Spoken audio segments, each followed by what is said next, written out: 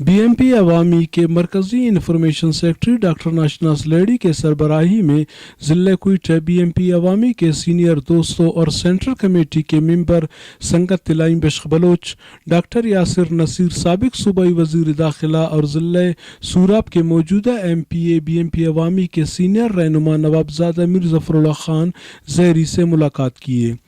इस मौके पे नवाबजादा मीर ज़फ़रुल्लाह खान ज़हरी ने कहा कि पिछले 4.5 सालों से हुक्मरानी करने वाले दोनों कौम परस्त पार्टियाँ मुकम्मल तौर पर नाकाम हो चुके हैं। सिर्फ अपने आप को कौम परस्त पार्टी कहने से कोई भी पार्टी कौम परस्त नहीं हो सकता।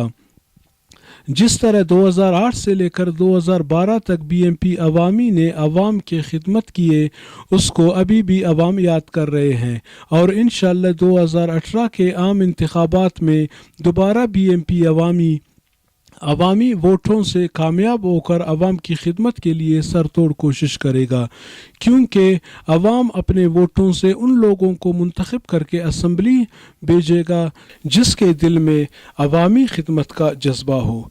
जेली वोटों से असम्बली पहुंचने वाले लोग क्या जाने कि अवाम की खिदमत क्या होती है। हेड ऑफिस रिपोर्ट खलील साजन, तोल वेब न्यूज़, कोयटा।